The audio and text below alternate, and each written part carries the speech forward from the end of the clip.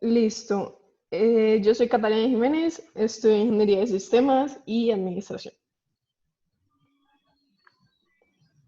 Yo soy Alicia Salazar y estudio artes. Yo soy Adel Zambrano y estudio ingeniería civil. Bueno, hoy vamos a hablar de Frans Hal, que nació en Holanda en 1948. Es doctor en biología y además es especializado en primatología y psicología. Y es uno de los etólogos más destacados del mundo.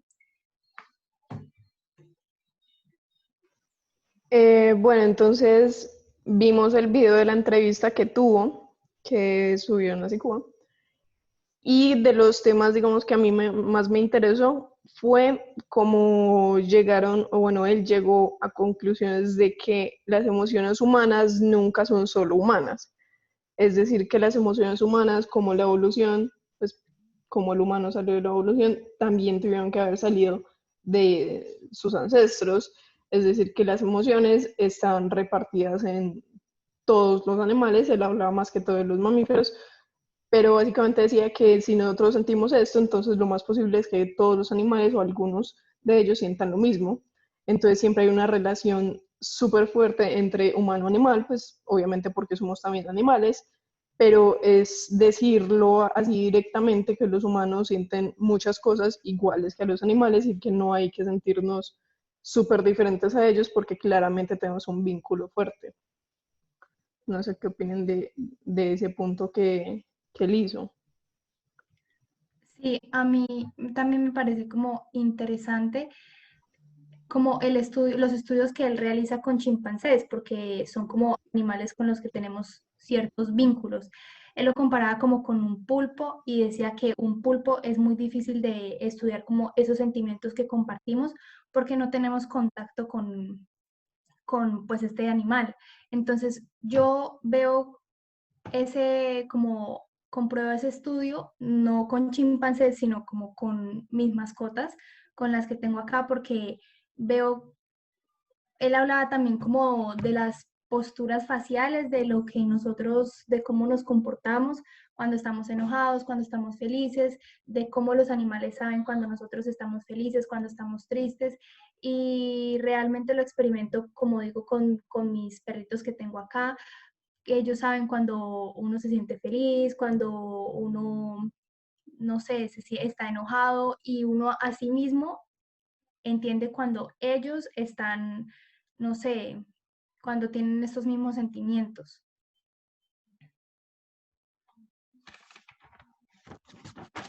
Y sí, pues también habla un poco de que esta relación de todas maneras es una cuestión de que, como del cerebro, ¿no? De que nosotros estamos relacionados con los otros animales porque tenemos cerebro, y por lo tanto es muy probable que sintamos muchas cosas muy similar a los Sí, otros porque tenemos este órgano.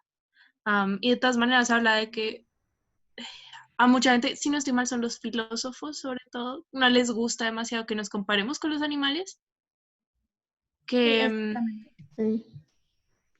sí, Sí, él decía eso, él como relaciona los sentimientos solamente con los seres que tienen cerebro. O sea, los sentimientos van relacionados con el cerebro, él hace como, tiene esa relación.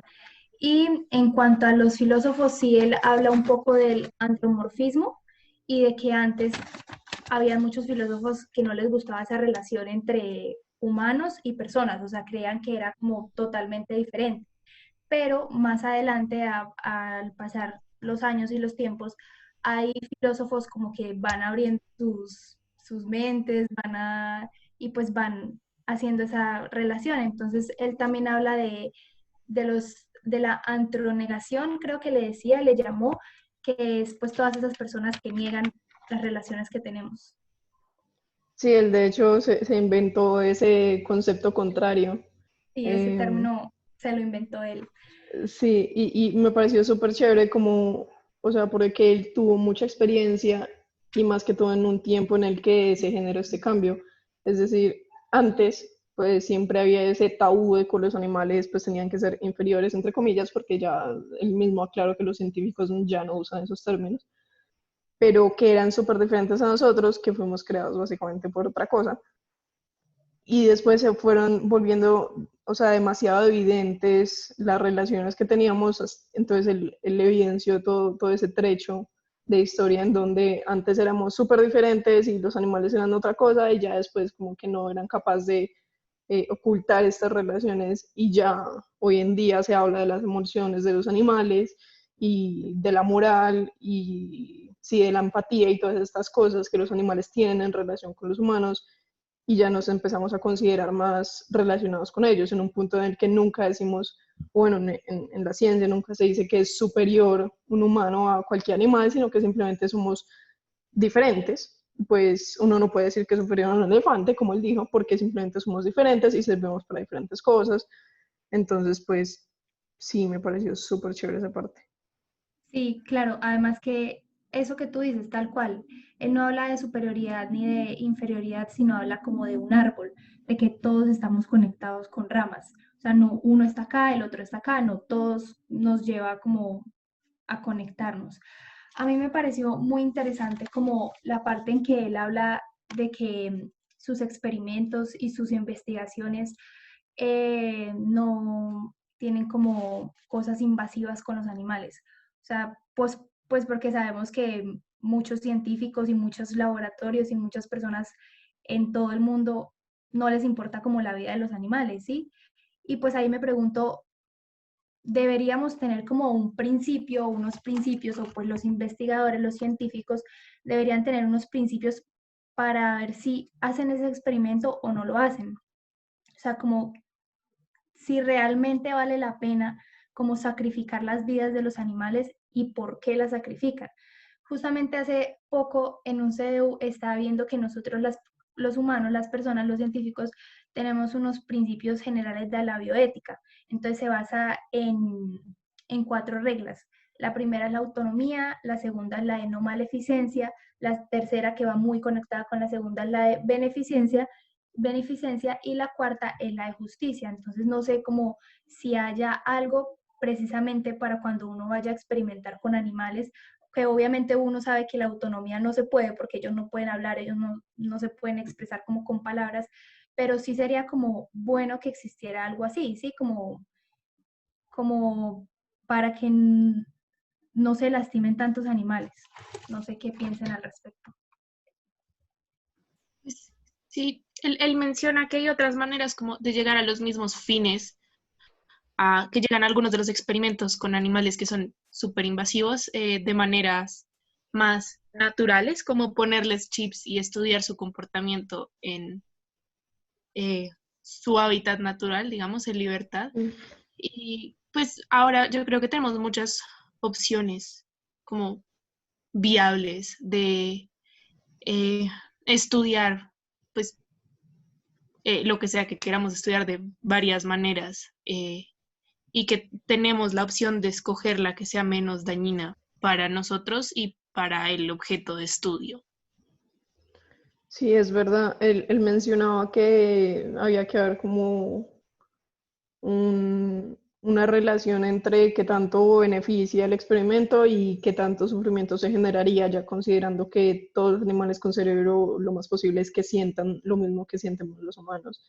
Pero también es súper difícil uno como va a decir qué tanto amerita o no el sufrimiento de otro animal, pues aunque en esta sociedad el sufrimiento animal ha sido tomado como cualquier cosa extra, porque los mataderos y todo esto pues también se utiliza, entonces ya es como muy, pues bueno, pues hagámoslo en los experimentos de ciencia que ven que se sacrifica un animal o que se pone a sufrir, pues simplemente porque en la cultura que tenemos ahora, ese sentimiento, así nosotros sepamos que sienten lo mismo que un humano, igual nunca se ha considerado igual que un humano, entonces pues ahí todavía lo veo como muy cerrado, pero pues ojalá que en algún punto sí podamos tener como un punto de referencia muy parecido entre nosotros dos. Sí. Bueno, ¿qué más?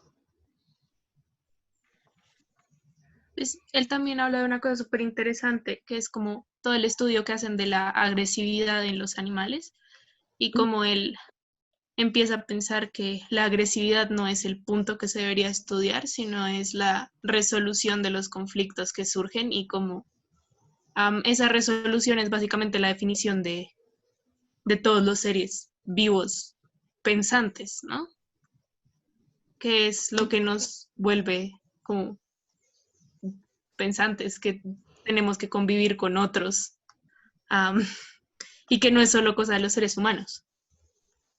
Sí, sí, sí, también me acuerdo como de esa parte donde dice que su primer libro, Política de los chimpancés, él estaba como influenciado por Conrad Lorenz, sí, y ahí habla de la agresividad, así como tú lo mencionas, y después por un suceso que hubo en su trabajo en un zoológico, creo que era, que dos chimpancés mataron a otro chimpancé, entonces él empieza a hablar como más de esa cooperación, empieza a cambiar como su punto de vista, por decirlo así, y más adelante como que ya no le da, como no le da la razón o no le lleva la idea a Conrad Lorenz.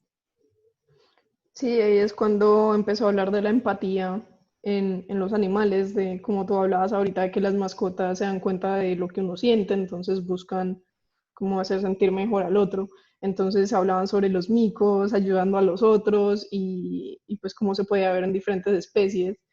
Y pues es algo que es básicamente instinto de todos los animales y algo que me pareció súper chévere es porque yo siempre me preguntaba a uno por qué bosteza cuando otros bostezan y él me contestó, pues no sé si sea ya como la verdad absoluta, pero al menos es una teoría muy buena y es que por empatía uno ya está diseñado como para imitar como los animales, o sea, es demasiado obvio que nosotros venimos de ahí porque si uno bosteza sin saber por qué bosteza, porque otra persona bosteza, entonces es como si fuera ya inculcado en nuestro ADN. Me pareció súper, súper chévere. Sí, a mí también me pareció muy interesante porque ahí es donde muestra la conexión que tenemos entre cuerpos, como entre nosotros los humanos, y él decía también como que si él le mostraba un video a un chimpancé de otro chimpancé bostezando, ese chimpancé iba a empezar a bostezar. Entonces Ujú. nos damos cuenta que la conexión y los parecidos que tenemos no son solamente entre nosotros los humanos, sino como decíamos al principio de esta conversación, tenemos una conexión con todo, con muchos animales. Él habla más que todo de los mamíferos. Pues sí, a mí me gustó mucho eso. Sí. Mm. Bueno, ¿será que concluimos con algo? Sí, esta partecita se lo corta a alguien, ¿sí, cierto? ¿Qué? ¿O no? ¿Esta partecita qué? No te escuché. No. Bueno, no sé, yo creo que así en la conclusión, algo que me dejó súper pensando fue porque la señora le preguntaba a él que si nosotros entonces éramos un error, porque ella hablaba de que habían muchos errores en la evolución, pues porque la evolución es simplemente cambios, mutaciones que se hacen y luego los que son más aptos sobreviven y los otros no. Entonces, que si nosotros seremos un error, entonces él hablaba de que si seguíamos así, nosotros hubiéramos sido el peor error de la existencia, o sea, wash. Eh, y pues que, o sea, con los errores que se ven en la evolución, es un signo muy fuerte de que nosotros no somos creados por inteligencia, de que simplemente es evolución y nadie planeó como tal el diseño de nuestros cuerpos, etcétera, porque pues hay demasiadas evidencias claras de que eso no le sirve a, digamos, los humanos, no nos sirve mucho a la columna, según él. Y pues hay animales que son ciegos, pero tienen ojos. Entonces son cosas súper como, bueno, esto nadie con una inteligencia y una planación lo pudo haber hecho. Me parece súper, súper chévere. No sé si tengan una opinión de eso. No, pues yo creo que ya, pausarla. Bueno, chao. Listo. Voy a pausar.